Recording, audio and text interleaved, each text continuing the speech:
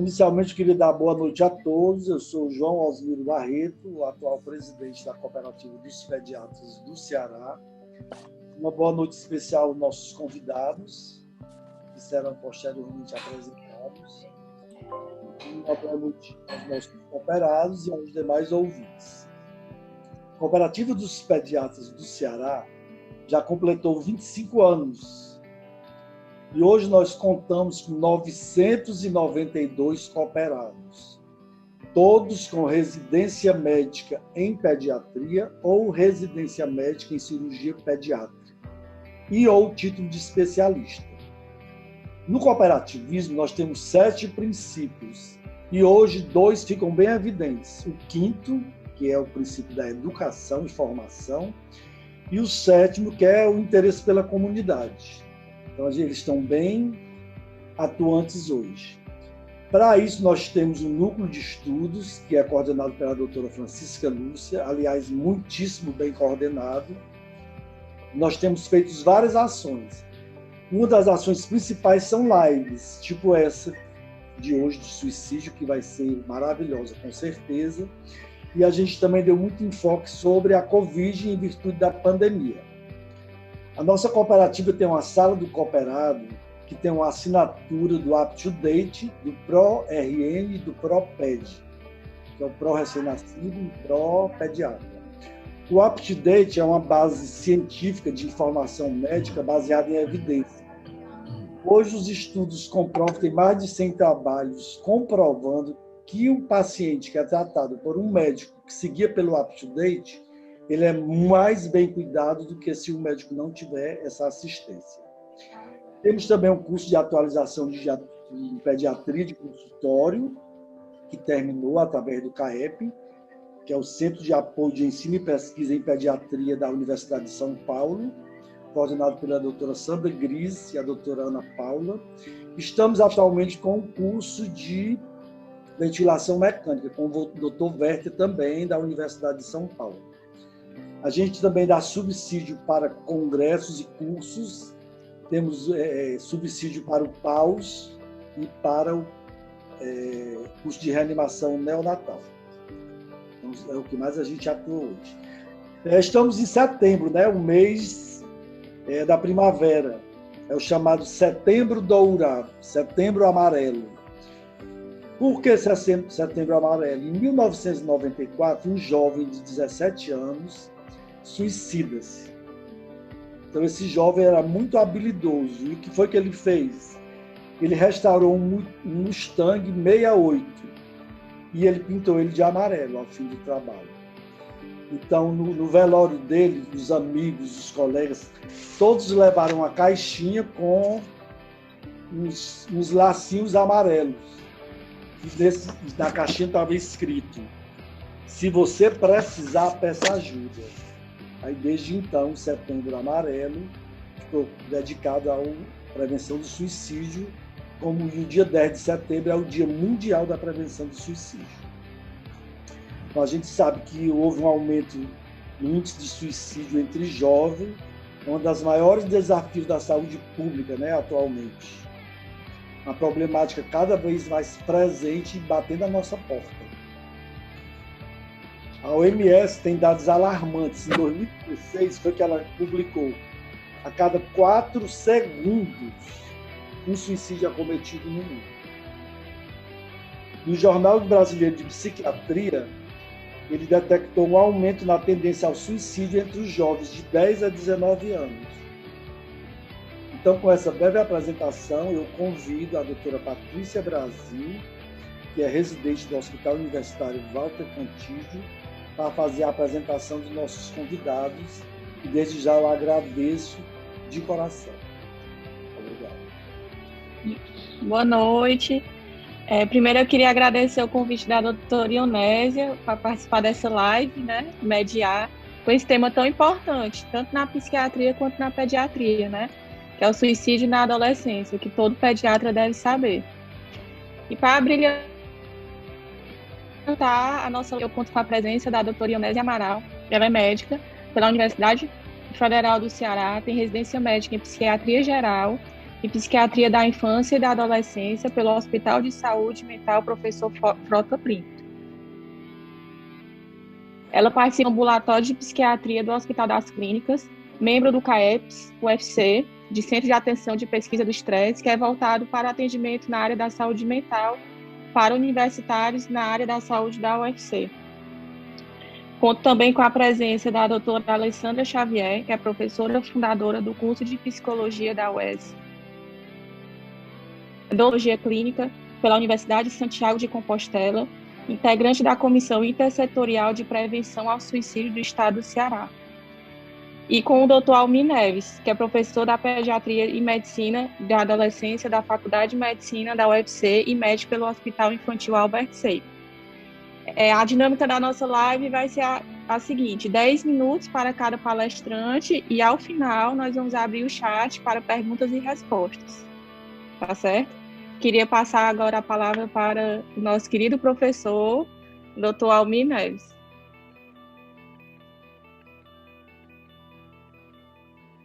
É com o senhor. Ok, eu estava... Patrícia, eu estava com a dificuldade aqui do... Eu não estou acostumado com o Zoom. Certo. Mas eu estou na área, não estou? Tá, o senhor está aparecendo. Estamos lhe ouvindo. Tá bom. Eu estava conversando com as meninas, né, com a Alessandra, com a Ionésia, que eu estou representando os pediatras hoje, né? A nossa mesa é composta pela turma da cabecinha e eu sou o médico do corpinho. Quem fazia essa distinção era o grande Oswaldo de Loreto. Ele brincava com a gente nas sessões e dizia: olha, vocês são médico do corpinho e eles são... Então, eu sou o médico do corpinho e eu estou aqui para confessar, junto com os meus amigos pediatras, que a gente morre de medo desse tema. Desse tema e de outros temas, né, de saúde mental. Mas o suicídio, eu diria que o suicídio é o famoso triplo tabu, né? Você já tem o tabu da morte, né? Você já tem o tabu do suicídio, que é a morte auto-infligida, né? E aqui, no nosso caso, a gente vai discutir o terceiro tabu, que é a morte auto-infligida numa criança ou num adolescente, né? Que torna a situação mais carregada ainda, né? Mais na acepção clara do tabu mesmo, negada, severa, complicada. Então, tradicionalmente, culturalmente, a gente sempre deixou isso de lado, as pessoas não gostavam de falar sobre isso, e talvez uma experiência interessante que eu queria passar para vocês, contemporânea nossa, foi a experiência do Japão, né? Nos anos 90, o Japão enfrentou uma crise econômica brutal, e no Japão, você tem uma certa tradição dos samurais em que o suicídio pode ser uma coisa digna, pode ser uma coisa, uma saída digna para uma pessoa que não está conseguindo mais manter a sua família. Então, houve um aumento de casos de suicídio, que só foi resolvido quando o governo acionou vários ministérios, quer dizer, não só o Ministério da Saúde, mas vários ministérios se juntaram para propor e para implementar estratégias para diminuição dos casos de suicídio, que foi bem sucedido. Foi bem sucedido. Aqui no Brasil, a gente não está nessa situação, não. A gente continua preso às estratégias do Ministério da Saúde. Mas, quando a gente tem essa questão, né, do suicídio do adolescente, a gente podia lembrar que ele ainda é um ser em formação, né? Na criança, pior ainda, a criança está em plena fase, né, de desenvolvimento, o cérebro da criança está funcionando a todo vapor, as microscopias eletrônicas de cérebros de crianças abaixo de 3 anos mostram uma densidade sináptica assim, impressionante. E aí, quando você entra na adolescência, ali no comecinho da adolescência, que a gente chama de adolescência inicial, né, você tem essas microscopias eletrônicas mostrando uma densidade menor, mas com preservação das sinapses que deram certo. Então, parece existir uma poda sináptica, né, no início da adolescência, fazendo com que o que sobrou aí das sinapses bem-sucedidas toque o adolescente para frente. Agora, a gente está falando de suicídio, como eu falei, num corpo que está mudando, são mudanças invasivas, né, mudanças destrutivas, tomam conta do corpo do adolescente sem pedir permissão a ele.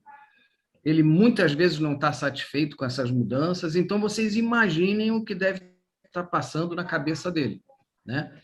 Se o corpo está mudando dessa forma, o que será que está acontecendo lá na cabeça dele? Então, era legal entender que o adolescente tem alguns mecanismos, né, que vão mudando também no início da adolescência. Então, toda criança, por exemplo, tem um brinquedo que ela sente muito prazer, né?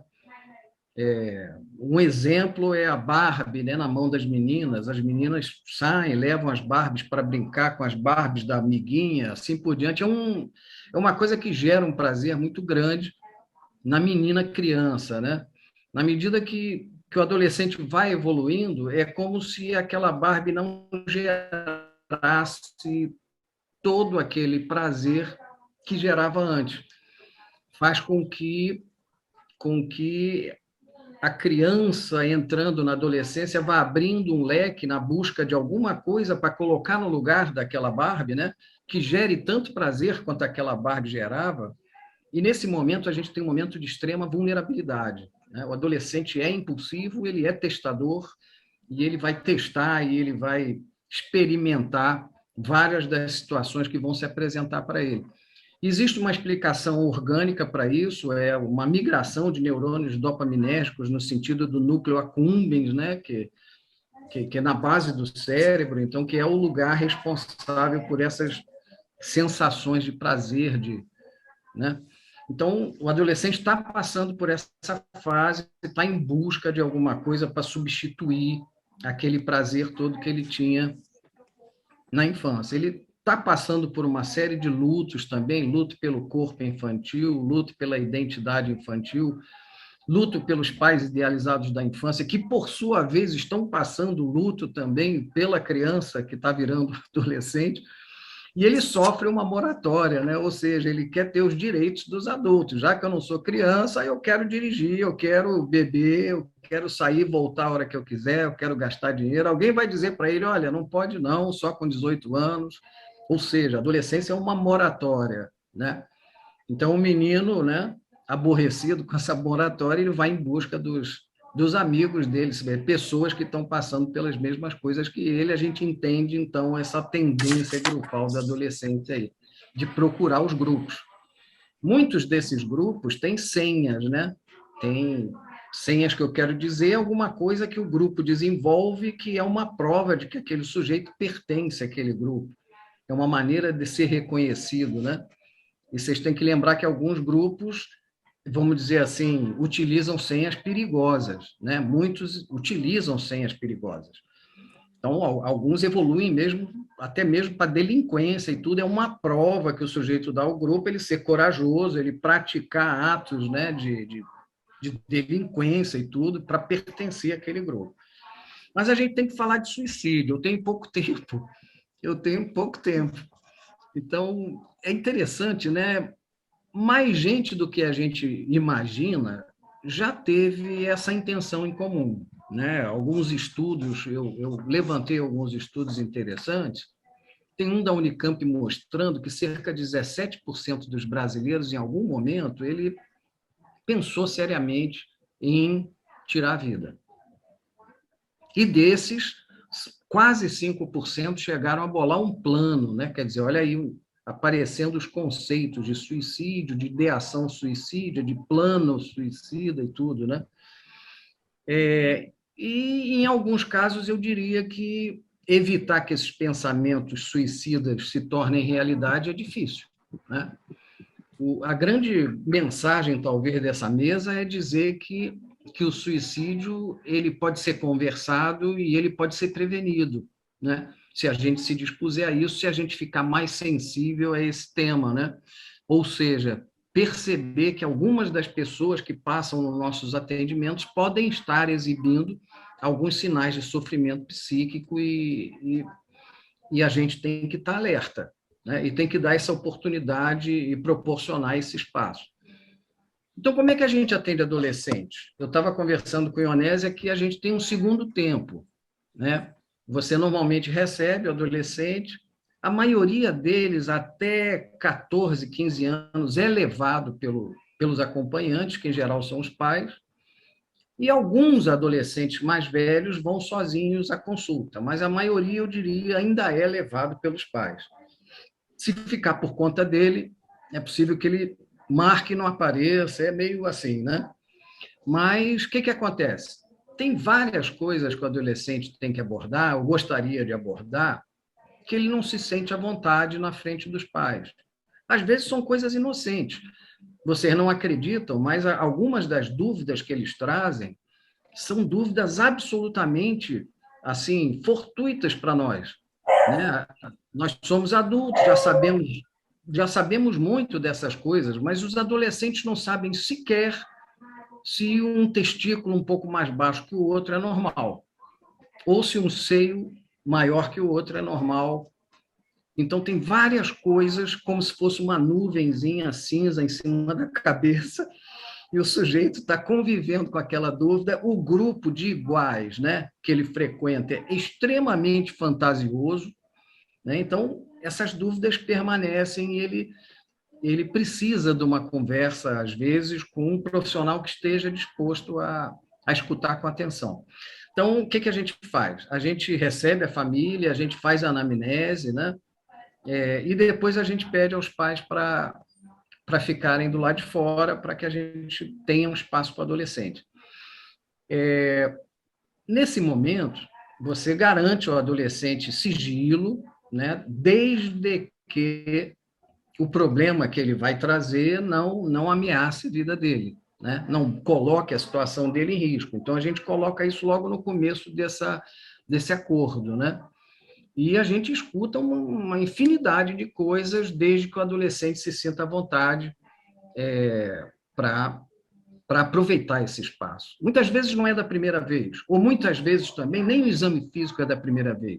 Alguns adolescentes são muito tímidos, outros estão muito encabulados.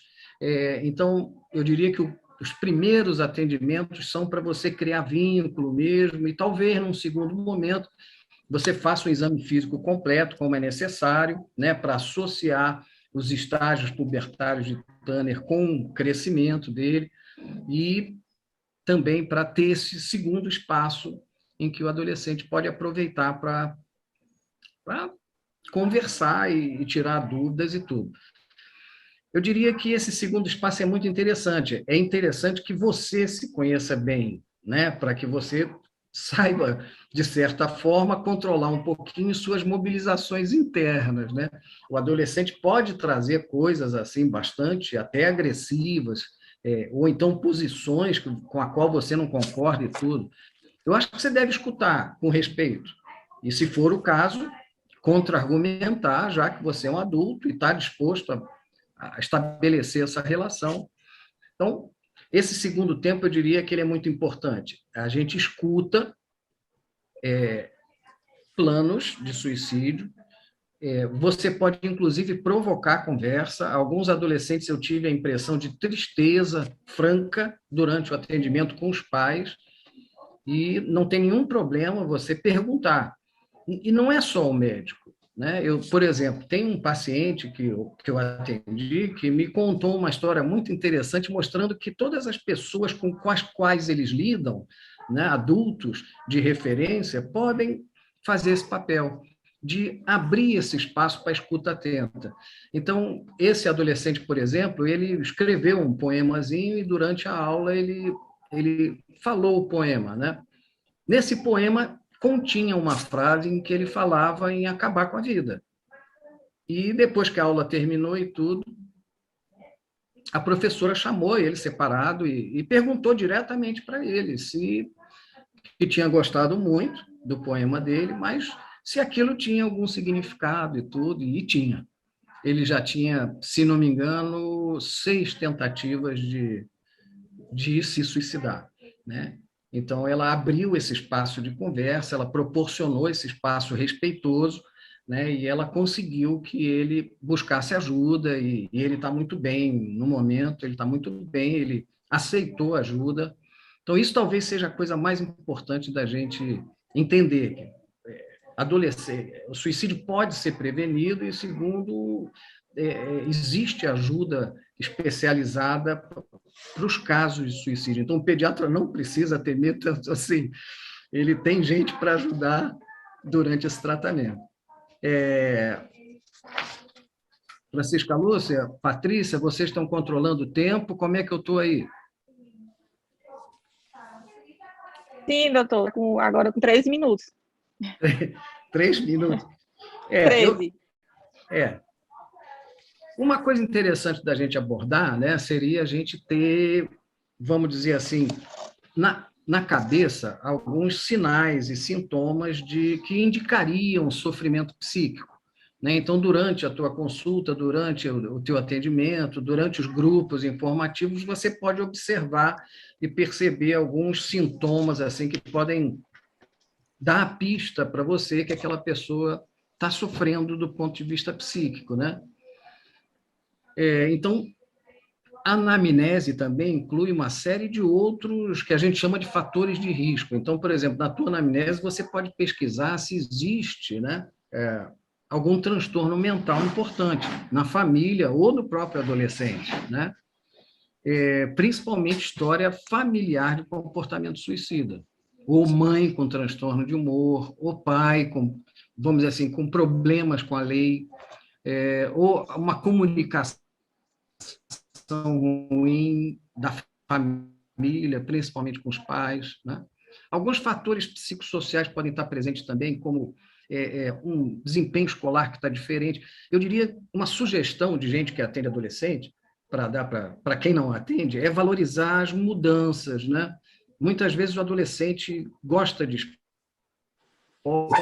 pratica um determinado esporte, por exemplo, capoeira, e ele começa a se afastar desse esporte que dava tanto prazer para ele. Ele vai perdendo a forma física e não está ligando mais para isso, né? Ele tem desleixo com a própria aparência, e ele ligava para isso. O desempenho escolar dele está caindo de um momento para o outro, né? Essa questão, né, da comunicação dentro de casa também está se modificando, ele está se isolando, ou está se isolando do grupo de amigos. Dificuldades na escola com punições também costumam ter repercussão, né? A questão que hoje é chamada de bullying, né? É importante, e hoje com a internet a gente tem a questão do cyberbullying e uma série de outras situações que botam o adolescente em risco. Então, você tem desde o bullying franco, cyberbullying, humilhações. A gente tem um óbito recente de um adolescente chamado Lucas Santos, foi até a Ionésia que me alertou, um menino de 16 anos, através da internet, né, de troca de mensagens e dessa coisa do ódio e tudo, cometeu suicídio. E algumas coisas interessantes que a gente chama de atitudes para-suicidas, né, que os adolescentes praticam. Então, por exemplo, as brincadeiras perigosas, os desafios, né? Então, às vezes você fica pensando como é que o sujeito foi se meter naquilo, como é que o sujeito se diverte com aquilo e como é que ele não antecipa, que aquilo ali pode terminar mal, né? Mas eu diria que isso é fundamental. Tem uma tríade, né, que em Portugal se chama de tríado negro, né, em relação a essa questão do suicídio, quando você junta a impulsividade com a automutilação e com agressividade. Isso aí é uma receita quase, né, para a questão de desfechos ruins, né? Então, tem várias outras, se a gente fosse falar de fatores de risco, a gente tem muitos outros fatores de risco que podem estar presentes, tanto ambientais como...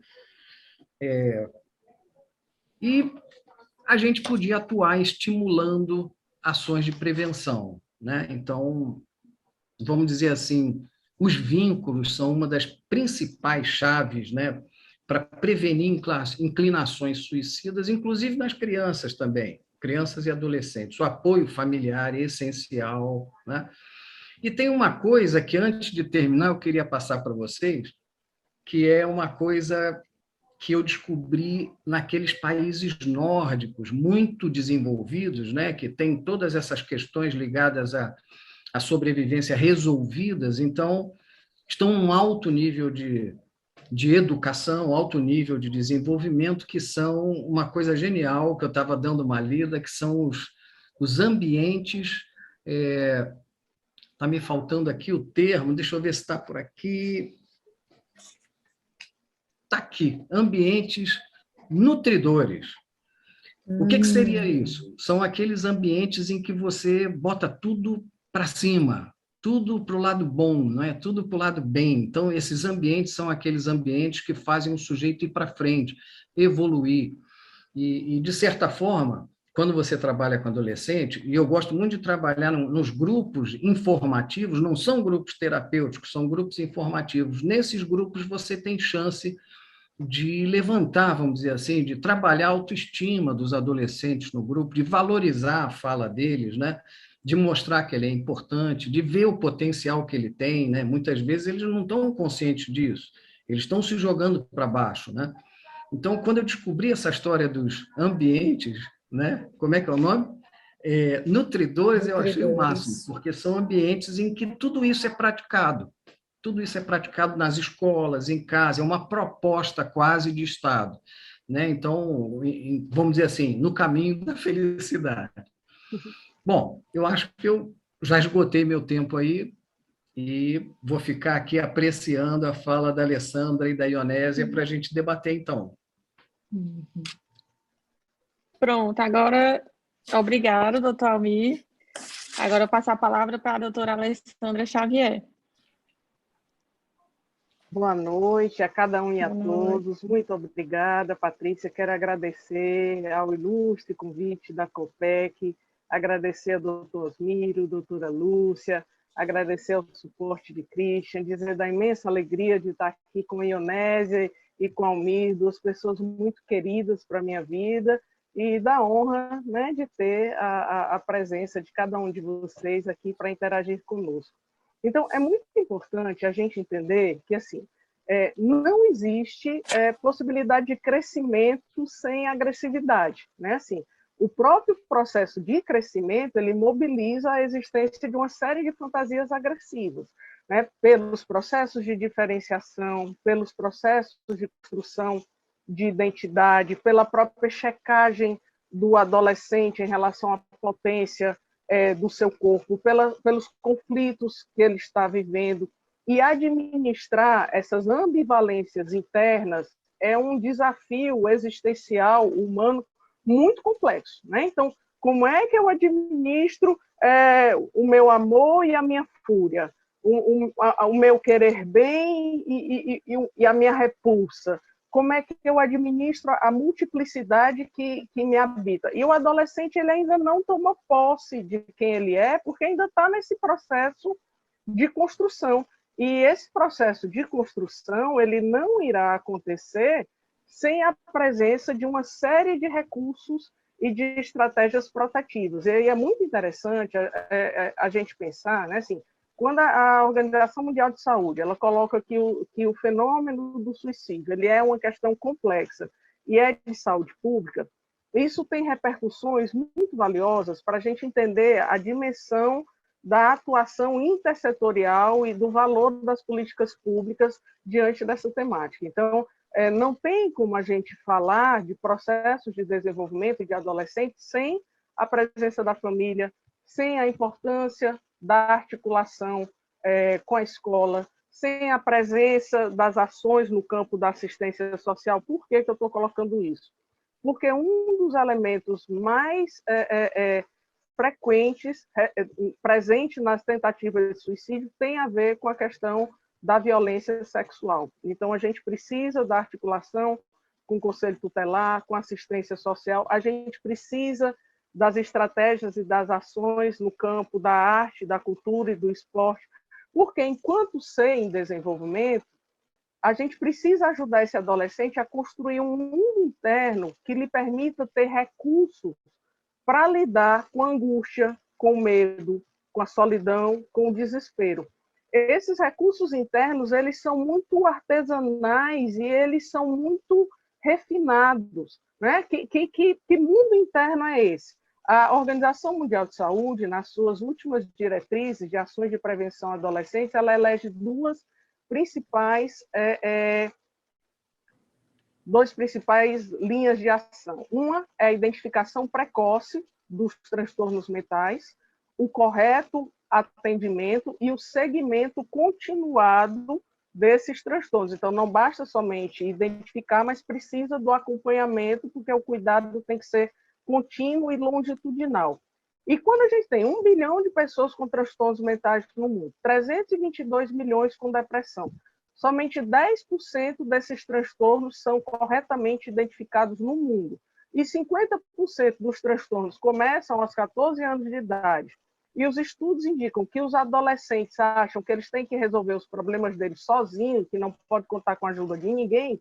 Então, a gente tem uma combinação de um sofrimento que se constrói e que acha que vai ser, exatamente, que acha que vai ser, que tem que dar conta sozinho e que tem que ser silenciado. Então, aí esse sofrimento, ele passa a estar imerso em vergonha, em culpa, em medo, em não saber como falar, porque o adolescente sabe nem como falar, às vezes, do que ele está sentindo, não consegue nem colocar em palavras, não sabe mesmo como organizar aquelas ideias. Por isso que a expressão artística ela é tão interessante para ajudar a conter a impulsividade, para ajudar a encontrar soluções criativas para os problemas. Aí entra na segunda recomendação da Organização Mundial de Saúde, que é a importância de trabalhar habilidades socioemocionais com esses adolescentes que lhes permitam ser capazes de resolver os desafios da vida. Então, veja que coisa complexa. Então, como é que eu tenho recursos para lidar com dor, com angústia, com medo, desespero?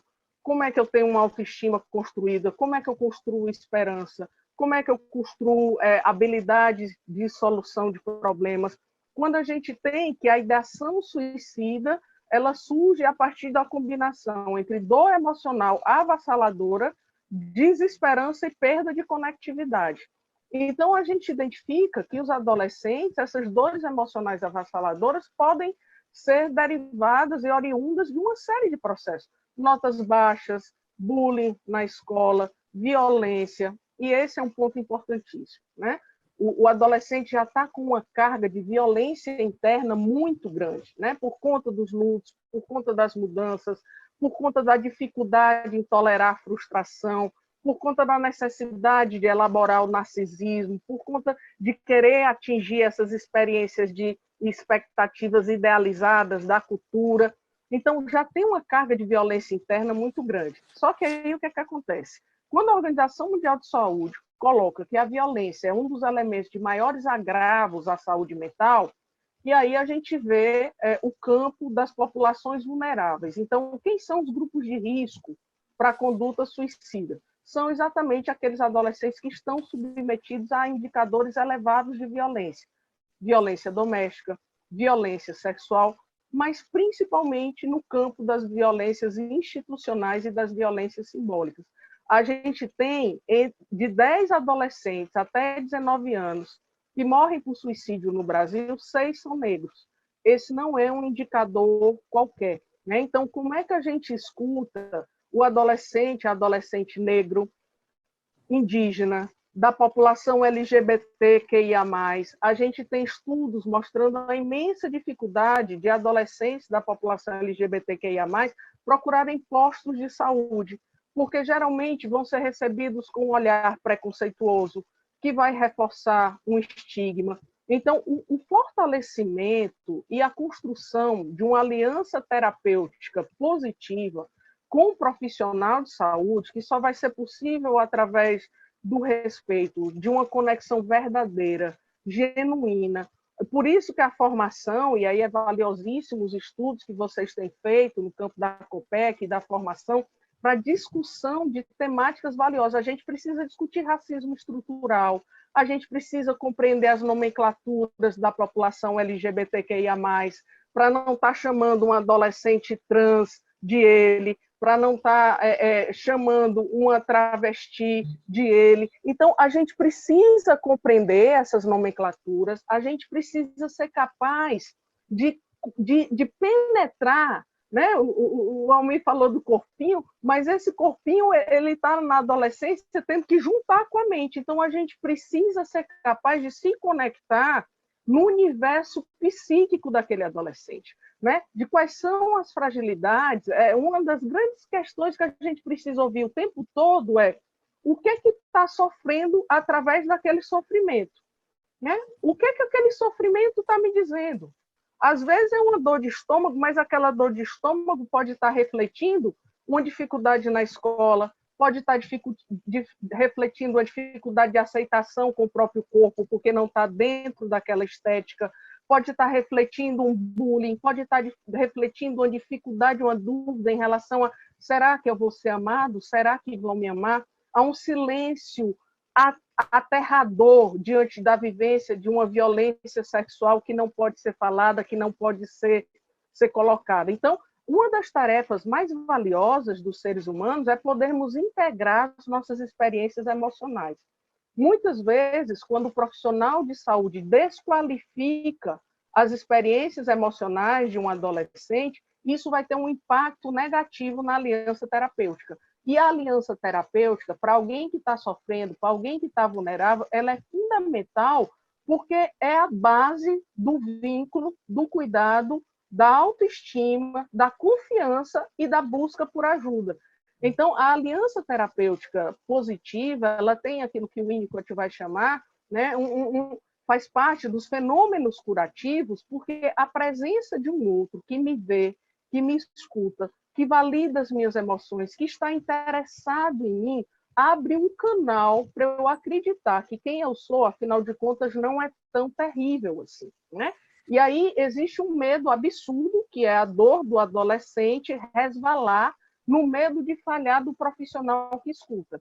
Então, se um profissional fica com medo de falhar, fica com medo de não dar conta, né, daquilo que o adolescente traz, começa a haver uma grande dificuldade na compreensão, no entendimento, porque muitas vezes o profissional de saúde precisa ser aquele através de quem vai ser possível dar voz ao sofrimento daquele adolescente, né? Então, às vezes a gente fica preocupado em fazer a aliança com a família, e às vezes a grande aliança que precisa ser feita mesmo, né, às vezes desagradando a família, é com o adolescente, porque a família às vezes tem processos muito adoecidos, traz processos muito disfuncionais, dificuldade de enxergar aquele adolescente, de respeitar a alteridade. Muitas vezes a família olha para o adolescente e espera um espelho narcísico, a imagem e semelhança.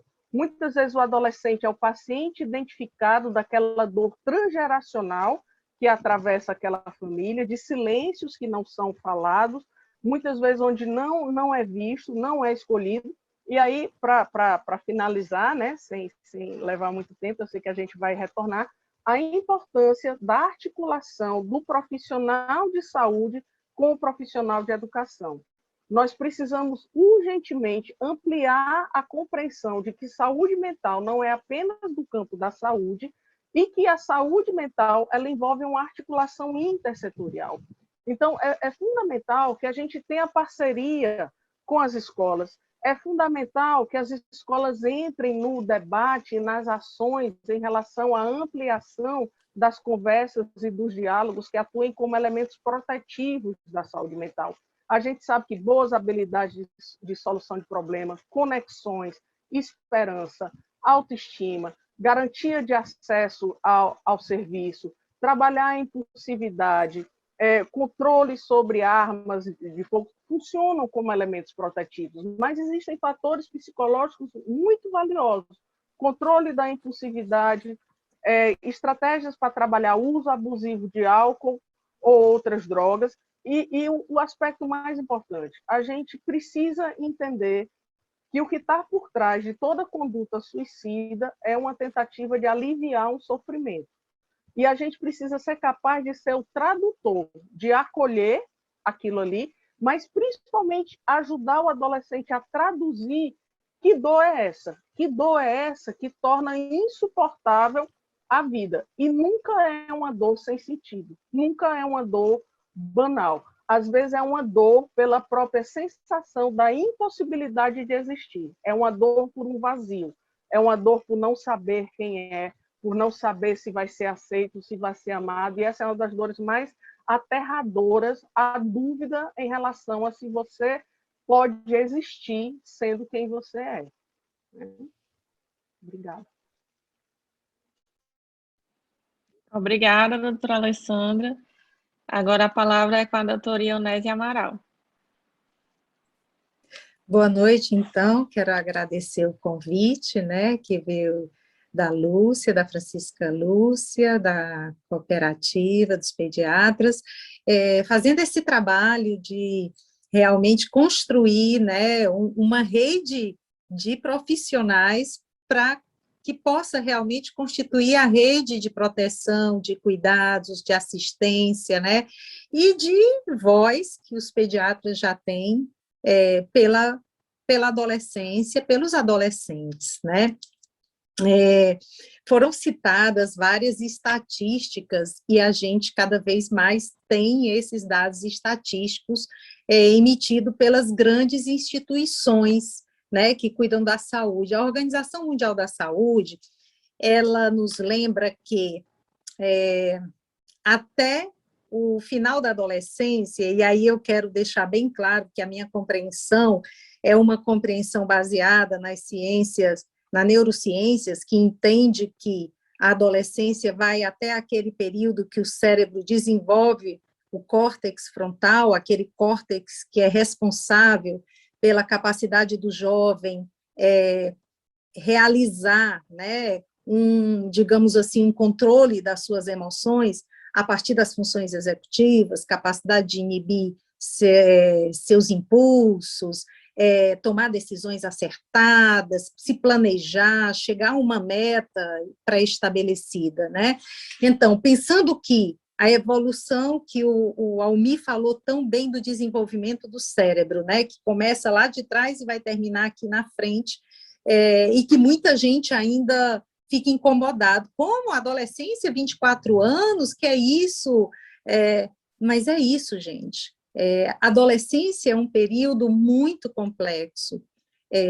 Essa passagem da infância para a vida adulta, ela tem sido mais complexa ainda nesse mundo que a gente vive. E olhe, um mundo que a gente experimentou uma coisa até então não pensada, uma pandemia, né? Então, esperando que aconteçam todos esses processos, a Organização Mundial da Saúde nos diz que a maioria dos transtornos mentais, eles vão surgir, pelo menos 50% vão surgir até 14 anos de idade. Ou seja, início da adolescência. Quer dizer para a gente o quê? Né? Que os transtornos mentais que a gente conhece tão bem hoje, que a gente aprende nas faculdades, nos nossos cursos, são doenças crônicas da infância e da adolescência, né? Os estudos também, ainda com endosso da Organização Mundial da Saúde, diz para a gente que até o final da adolescência, essa que eu falo, 24 anos, 20% dos adolescentes experienciarão um episódio de depressão. Gente, 20%. Isso é um número absurdamente alto, né?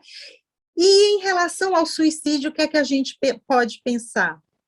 Se essa depressão é uma depressão leve, e hoje a gente consegue categorizar a depressão em leve, moderada e grave, se a gente trata, e tratar não quer dizer medicação, né? Tratar é fazer isso que a Alessandra falou, que o Almir falou, é nutrir, né, de relações, de perspectivas, de cuidados, de atenção, né, de escuta empática, de ajudar na relação com a família, né, com os pares, ajudá-lo a se manter na escola, a ter um propósito, né, a ter suas metas de vida. Então, se isso é feito, a gente evita que essa depressão se transforme em algo grave, né? E é onde se assentam realmente os casos de suicídio. O suicídio tem uma relação com vários transtornos mentais, e também, isso já é sabido da gente, que 98% dos casos de suicídio que alguém sofre tem vinculação com transtorno mental. Então, a gente está aqui para falar exatamente disso, das várias perspectivas, né? A Alessandra trouxe toda uma questão, né? Social, psicossocial, cultural, mas a gente precisa, enquanto profissional de saúde, integrar todos esses conhecimentos e realmente centrar o foco nas questões que levam, que causam, que necessitam ser diagnosticadas da depressão, né? A minha geração, né, que é uma geração que se formou em 1990, experimentou muito essa história de chamar adolescente aborrecentes. Bem, a gente não sabia mesmo, né? Eles tinham ali um humor alterado, eles ficavam vagando no pensamento, eram mais letárgicos, acordavam, ainda são assim, acordam tarde, né? Não tem muita disposição, eles não querem dormir à noite, cedinho, como é para ser, eles gostam de ver filme de terror, né? E eles têm aquela coisa da reatividade, se a gente manda estudar, é um choro, é uma cara ruim, mas se um amigo chega, ele já está ali muito reativo, muito...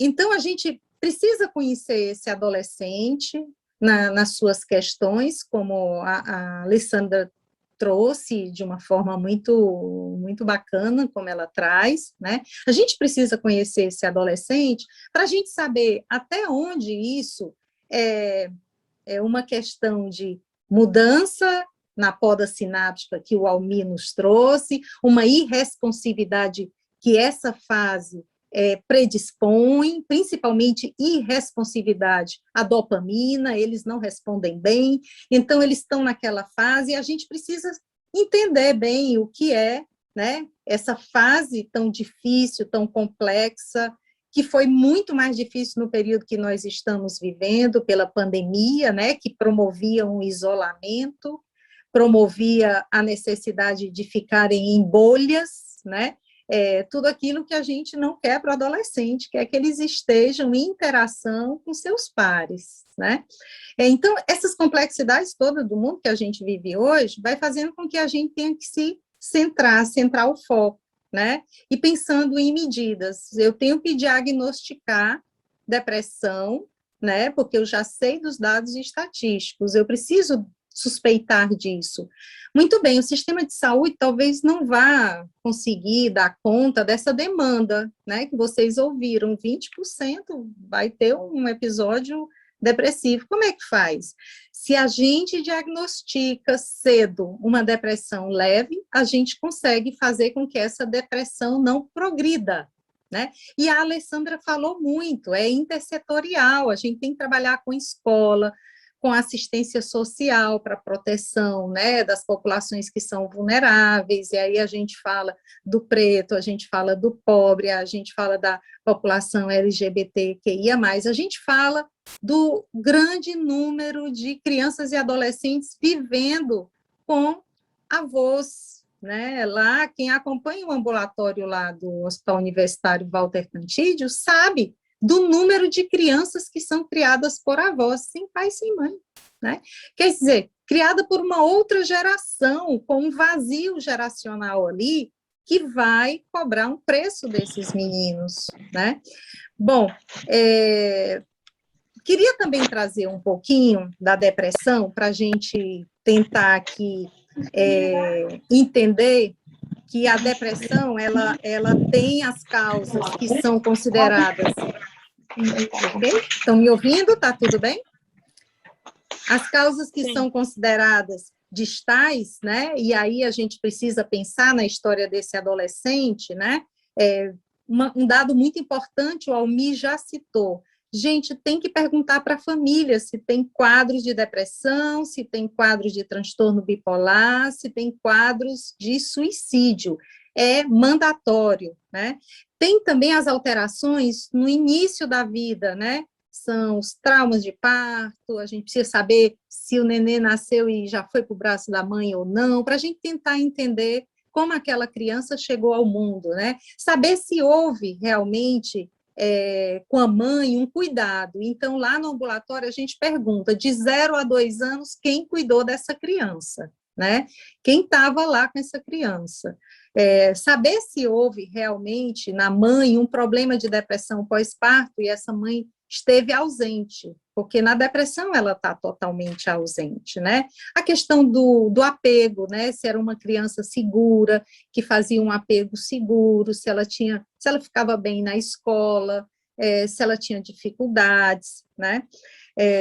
Depois disso, a gente tem as causas, e aí você investiga como essa criança vem se desenvolvendo na escola, se ela está alcançando os marcos, não só do desenvolvimento, mas também da escolarização, né?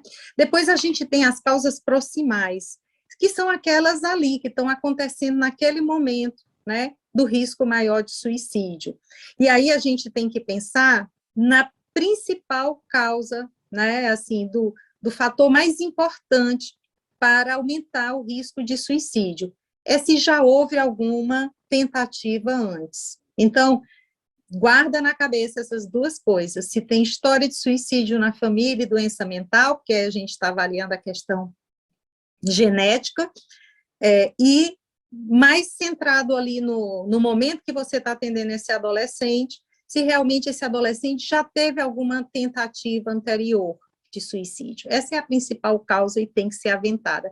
Tem que pensar como é que ele está, se ele está se relacionando, se ele está produzindo na vidinha dele, se ele está se dando bem na escola, né? Ter cuidado com aquelas personalidades que são mais perfeccionistas, que são exigentes, né?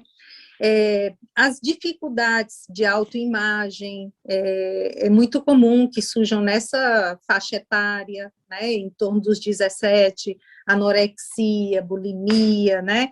Pensar nas questões realmente de orientação sexual e gênero, que elas começam a aparecer a partir dos 10 anos de idade, né? E hoje, com a pesquisa que eles fazem na internet, a gente tem que ficar atento e tem que conhecer, sim, esses termos, porque eles conhecem e eles trazem para a gente. Então, eu aprendo muito com eles, e a gente tem que ter no momento da relação com eles, essa coisa de curiosidade mesmo. Me explica como é, me fala, me diz, eu quero aprender contigo, né? E a gente aprende um bocado mais de coisas com eles, né? E os gatilhos, né? Lembrar que os aspectos de impulsividade, da personalidade, a gente sabe que, como eu falei, até 24 anos, nós temos aí ainda um cérebro em transformação, em poda sináptica, arregimentando o córtex frontal para que faça as funções executivas, iniba os impulsos, que ele se mantenha na meta dele, para aquilo que ele quer, mas a gente sabe que tem aqueles que são impulsivos, né? Que essa impulsividade ela não vai assim desaparecer tão fácil. E a gente precisa saber se a gente ali tem um transtorno ligado aos impulsos, né? A bipolaridade, borderline, TDAH, que vai trazer um fator complicador. O uso de substâncias, né, é também um gatilho importante, porque vai exatamente liberar essa região, né, quando se bebe álcool ou usa alguma substância, se libera essa região do córtex, que é a região responsável pelo controle, né, dos impulsos e da tomada de decisão errada, digamos assim, ou precipitada, né, ou baseada no sofrimento, né, que não consegue conter uma emoção. Os adolescentes são de emoção forte, né? As emoções são muito fortes. Eles precisam, né, dos adultos para ir moderando essa intensa emocionalidade que a grande maioria tem, né, porque estão todos passando por esse momento aí, né, e uma das coisas mais importantes que a gente precisa também conversar com os pais, se a gente está diante de um quadro, é lembrar os pais, né, de não manter métodos disponíveis em casa. Os pais, às vezes, descuidadamente, têm chumbinho ou outras substâncias lá disponíveis para o adolescente. Bom, pensando aí, né, que a gente tem que se focar na depressão para entender essa problemática do suicídio, eu queria tocar num ponto muito importante, que é da autolesão não suicida.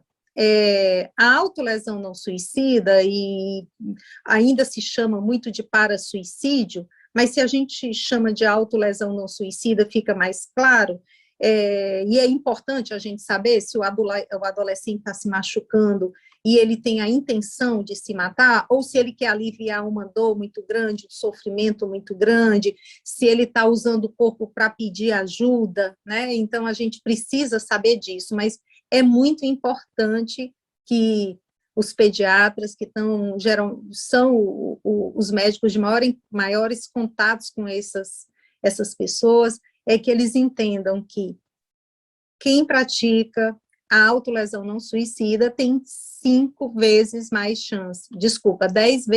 chance de sofrer de suicídio. Então, a autolesão não suicida não corresponde a suicídio, mas ela favorece o risco do suicídio. Então, eles estão muito linkados, porque é uma dor, aquela dor indizível que a Alessandra falava, e ele está ali dando sinais dessa dor. É importante que a gente fique muito alerta, né? E que não se encha da nossa impotência e fique com raiva do adolescente. Para de fazer isso, que bobagem. Não é por aí, né? O que está acontecendo? Me explica, eu quero te ouvir, eu quero saber, né?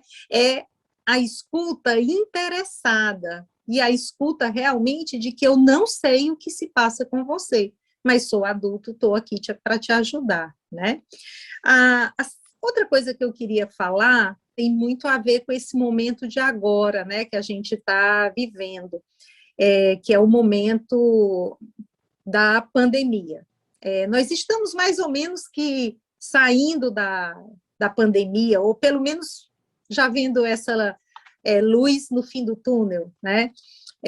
Os adolescentes agora eles estão sofrendo muito com a volta para a escola. Parece algo muito simples, mas não é, né? Habilidade social não é algo que a gente nasça, ou pelo menos todo mundo nasce com ela pronta para desabrochar. Algumas pessoas vão ter essas habilidades sociais facilmente desenvolvidas, outras necessitarão de auxílio.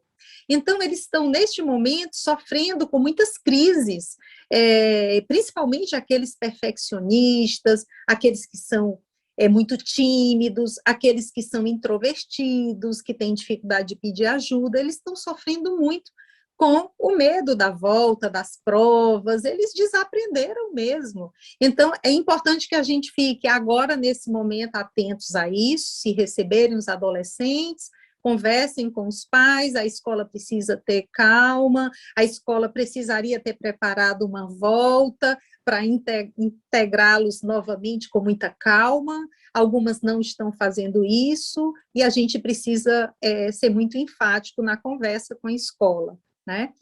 E no início da pandemia, mas sempre essa ideia que eu estou trazendo para vocês, a ideia de o quanto o adolescente e o jovem sofrem de solidão, foi uma coisa que, quando eu estava lá estudando os dados da pandemia, surgiu para mim, e eu não imaginava que a experiência de solidão era uma experiência tão difícil. Mas gente, já tem muitos estudos mostrando que os adolescentes que experimentam solidão mais intensamente, esses adolescentes deprimem mais. E os estudos mostram que os adolescentes normalmente sofrem mais de solidão do que os idosos. É uma emoção que eles não têm não tinham muita experiência, e a pandemia trouxe essa experiência de uma forma mais intensa, né? Mais homogênea para todo mundo. A solidão é menos, como não é experiência para o adolescente, ele não tem recurso para lidar. O adulto, o idoso, ele vai desenvolvendo essa forma de lidar com a adolescência, com a solidão. Então, lembrar disso. Queria falar também do caso, né, que o Almir citou e que todo mundo deve ter ficado aí se perguntando, impactado, né, com o caso do Lucas Santos, que é o filho de uma cantora de uma banda de forró muito conhecida do Nordeste, ela é do Rio Grande do Norte, que saiu no Fantástico e tal. Lembrar que os adolescentes estão sofrendo de bullying, eles estão sofrendo de cyberbullying, que a gente precisa, nós temos que fazer intervenção. Bullying, cyberbullying, não é o adolescente quem resolve, não é ele que tem que ser forte e encontrar a solução. As instituições têm que agir, os pais têm que cobrar das escolas, isso é muito importante que fique claro. O bullying não é uma brincadeira entre amigos, não é uma rixinha de colegas, é algo muito sério, tá? Que incapacita aquela pessoa, e muita da busca dela, da saída, é essa saída pela qual a gente está falando aqui, que a gente quer evitar, né? Que é o suicídio nessa população tão jovem.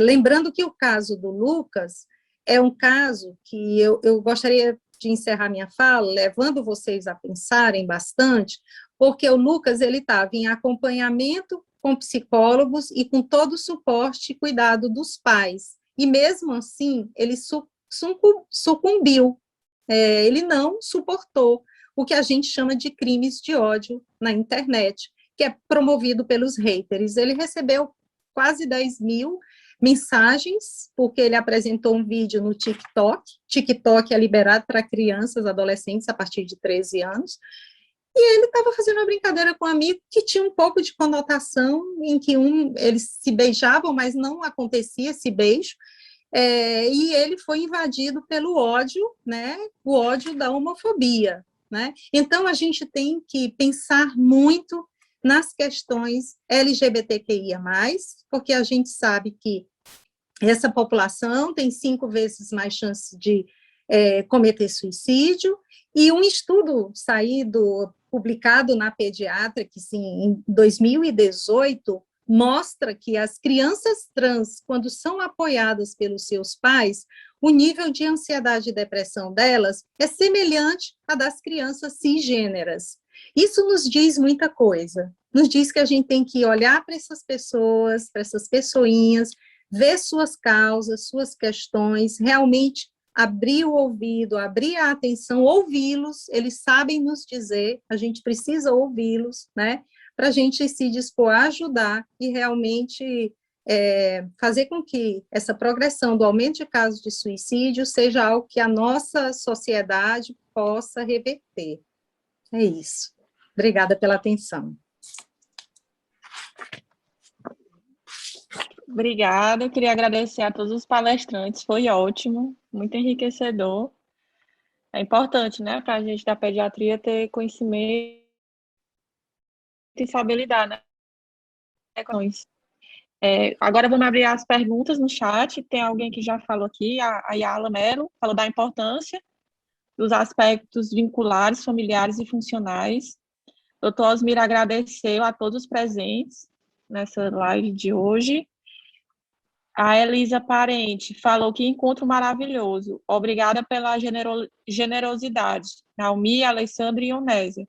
Escutar está sendo um presente para quem está vivendo desafios da clínica em tempos tão desafiadores para todos nós, principalmente com os adolescentes. A Marcela falou, gostou muito de todas as falas.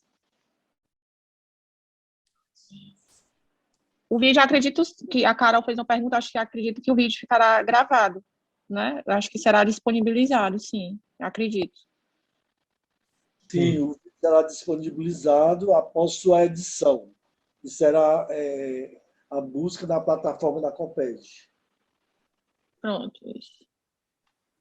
Quem tiver alguma pergunta, quiser escrever pelo chat, ou então abrir o microfone e perguntar por aqui mesmo, pode ficar à vontade. Eu queria fazer uma pergunta mais para o doutor Almir, se ele me permite.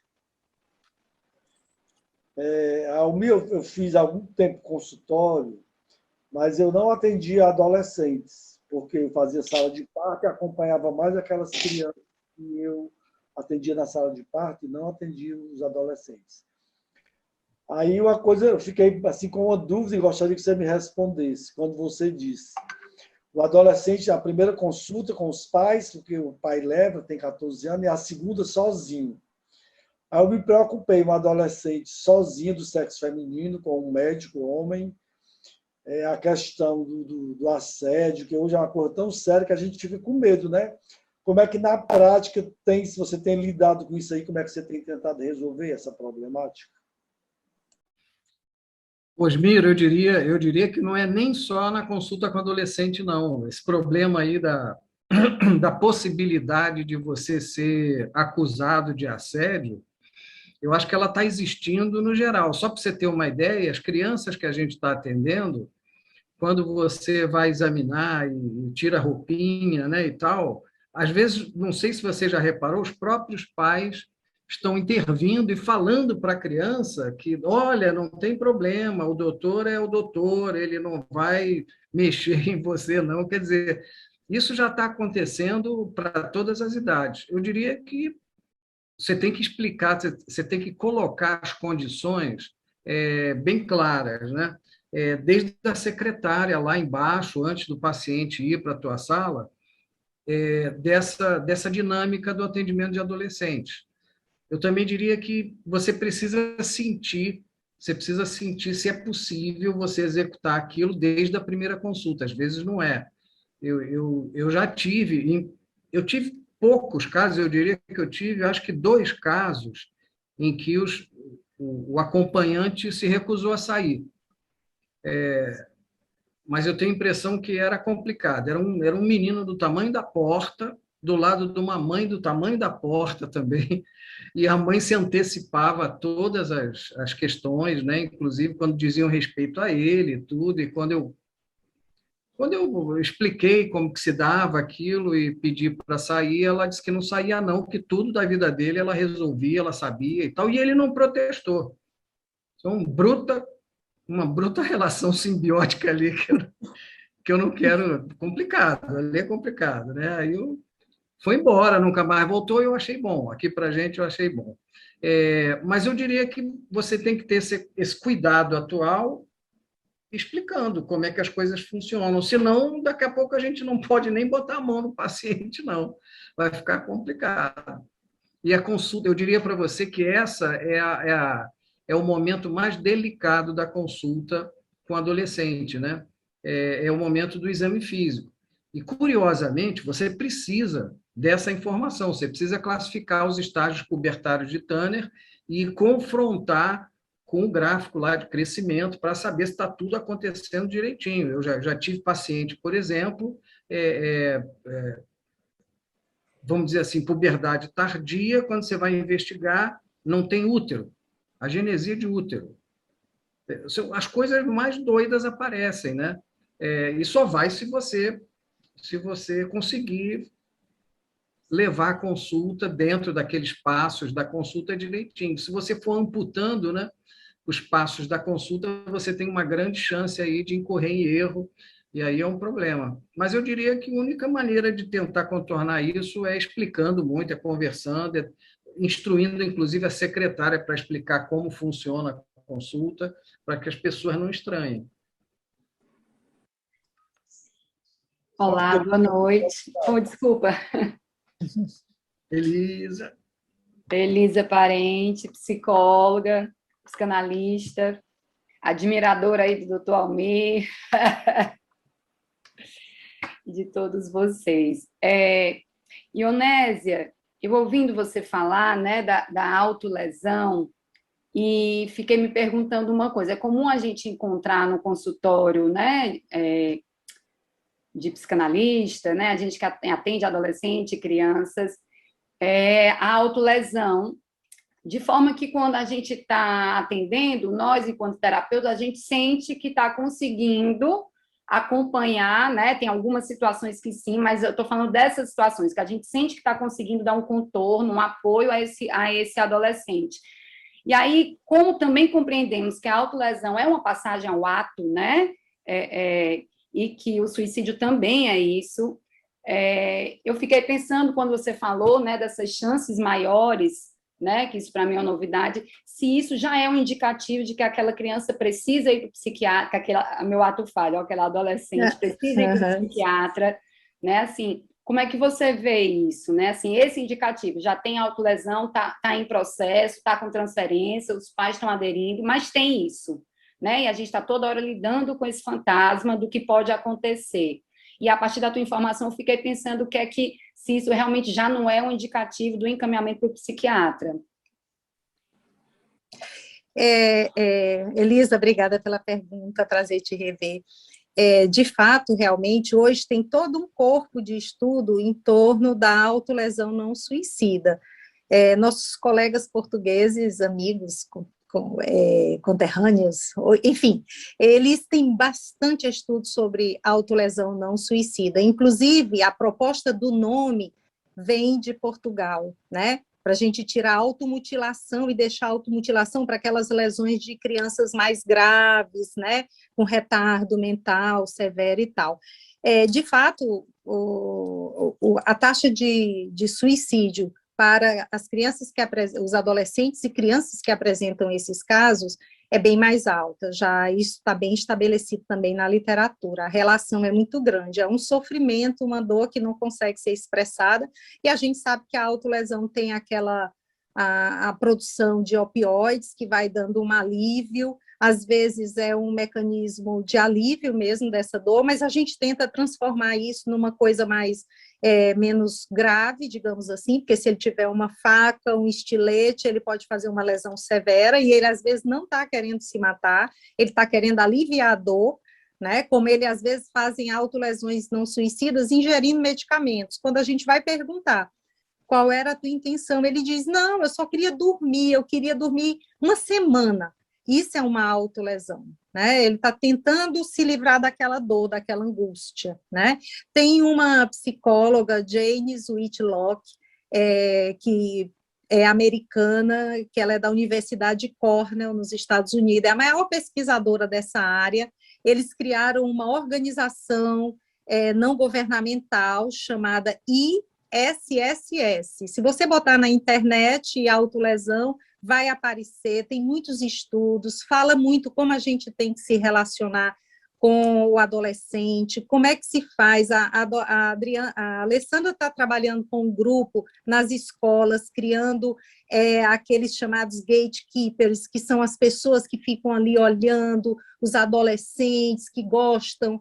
Às vezes é um porteiro, às vezes é a mulher da cantina que olha, vê um adolescente chorando, aí ela vai, se informa, e ela vai, conversa com a diretoria, com a coordenação. Então, assim, é muito importante identificar esses adolescentes que estão em sofrimento.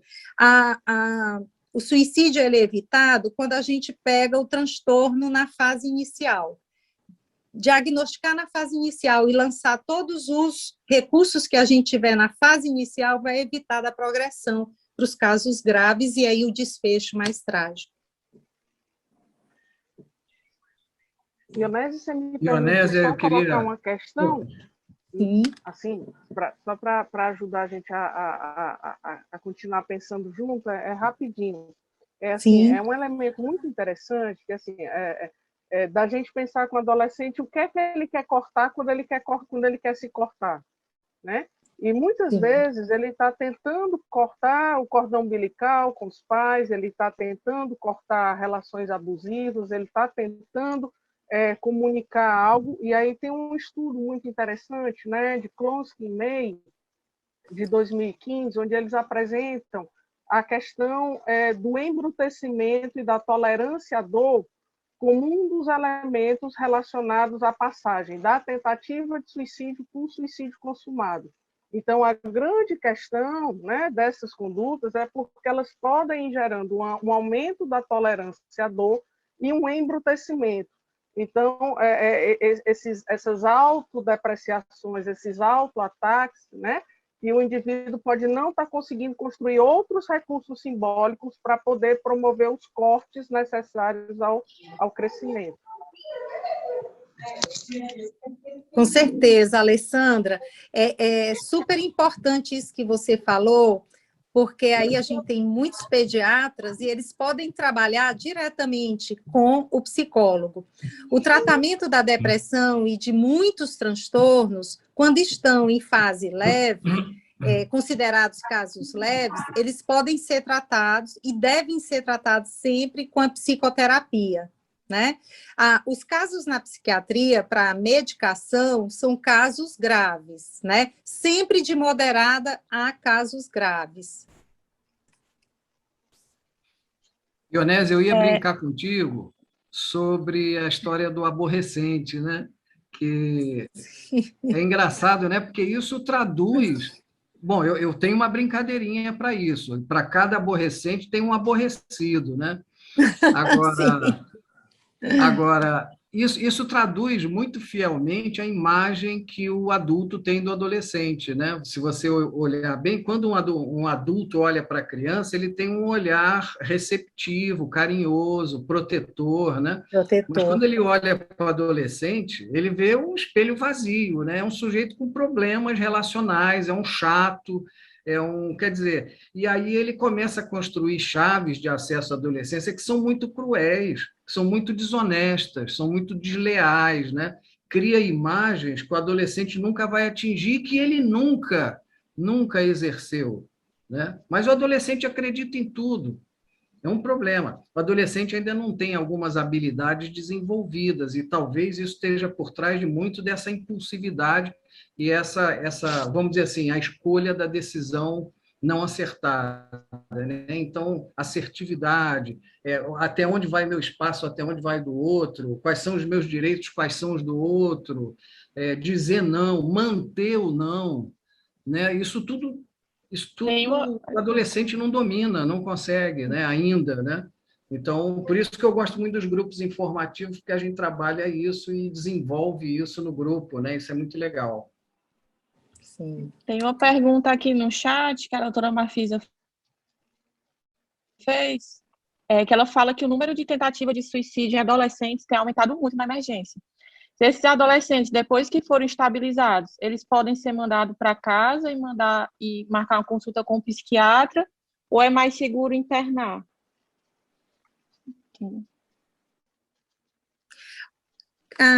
Cada caso, né? Cada caso precisa ser avaliado individualmente.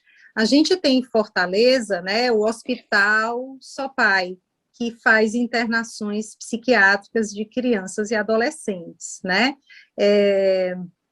Ele precisa passar por uma intervenção, eu diria que precisa passar por uma intervenção no serviço. É importante que os grandes hospitais tenham psiquiatras para fazer a intervenção dessa família, para identificar a rede de apoio, ativar a rede de apoio e para também saber para que serviço vai ser feita a referência.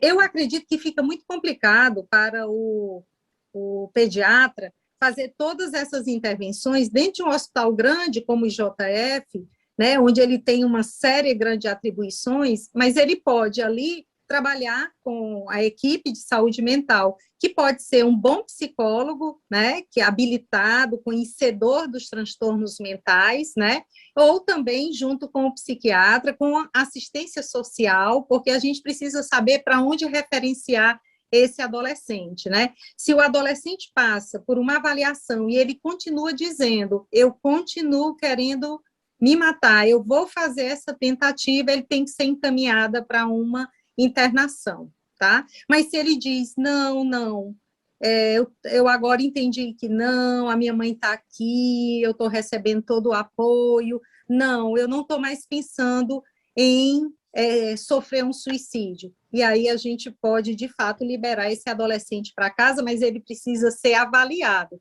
Hoje, os estudos têm mostrado muito evidências fortes que funcionam ligações telefônicas. Se o adolescente não conseguir ser atendido com uma semana, por exemplo, que ele receba uma ligação do serviço, para saber se ele já foi para consulta, no CAPS, no ambulatório, em qual referência for possível para ele. Casos graves assim precisam chegar no CAPS infantil. Eu tenho muita. assim, numa primeira consulta, né, numa primeira abordagem, um paciente, primeira vez, se a gente vê, assim, algum indício de que ele pode ter alguma tentativa de suicídio durante a conversa, certo? A gente já aborda na primeira vez, pergunta diretamente ou encaminha para um especialista? Como é que a gente faz esse primeiro contato? Porque, assim, a primeira vez que a gente está conhecendo o paciente, a gente já pergunta efetivamente sobre isso? Ou espera outro momento, fala na frente dos pais, ou pede para sair, que é complicado, porque pode chegar muito no consultório, né? Sim, sim, é importante, né? A Alessandra pode falar isso bem melhor do que eu. Ela trabalha diretamente o tempo todo com isso, né? Um dos mitos é que se você não falar, o suicídio não vai acontecer, então não fala. Isso é mito, isso está muito errado. Os estudos mostram que quem sofreu um suicídio falou para um profissional de saúde nos últimos 3 meses. 3 meses é aquele marco do maior risco de ocorrência de um suicídio, e que a gente chama da suicidabilidade. Ela é maior nesses 3 meses, depois de uma tentativa, ou de uma ideação persistente, né? Então, os estudos mostram que esse paciente falou com um profissional de saúde. Então, fala com o adolescente. É esse momento aí que o Almir fala de falar sozinho, porque o adolescente pode não querer falar para os pais.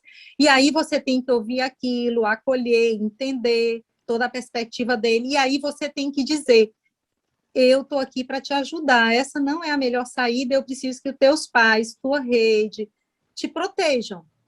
Eu preciso falar para os teus pais.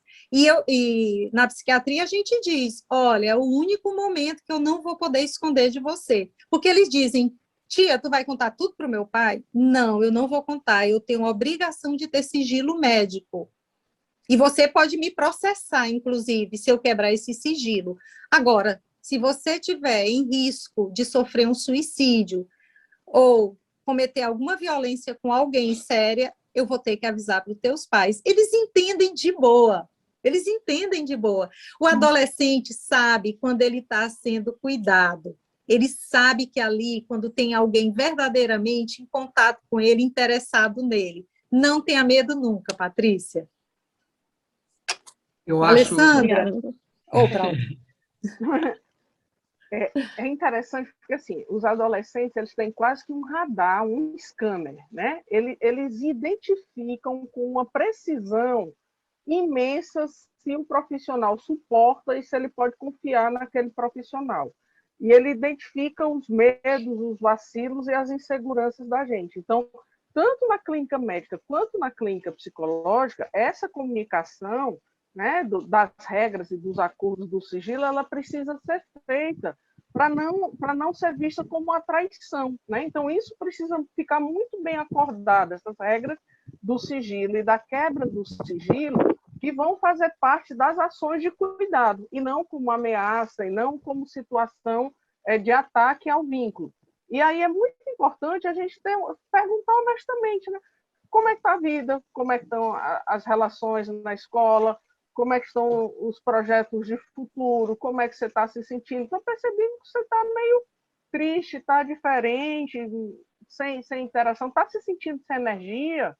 Como é que está pensando sobre a sua vida? Como é que está a vida? Como é que estão as coisas? Aí o adolescente às vezes dá algumas brechas. Tem projeto de vida não. A vida é esperar a morte. Era melhor se eu nem existisse. Eu só é um problema. Não sei porque que meus pais estão trazendo aqui. Eles querem que eu morra. Se eu desaparecer, ninguém vai sentir a minha falta. Aí a gente pergunta, e como é isso? Né? Que ideia é essa de você achar? Então, você está achando que a vida não vale a pena? Como é que é essa história? E a gente precisa abordar, Patrícia, até que ponto são ideações, até que ponto são ideações com planos, né? Ou seja, já tomou alguma atitude, já tem data, já comprou os meios, já tem alguma coisa sobre isso, só são ideias filosóficas, existenciais, desse questionamento sobre o sentido da vida, a razão da existência, ou se aquilo ali é realmente a denúncia da existência de um sofrimento grave que não pode ser banalizado, que não pode retornar para casa sem que alguém tenha compreendido a gravidade daquilo que aquele adolescente está comunicando. Patrícia, Nossa, obrigada. Eu acho que, lógico, cada caso, né? Cada caso ele vai depender da tua avaliação inicial para saber como você vai abordar. Mas eu diria para você que o adolescente está louco por uma escuta atenta.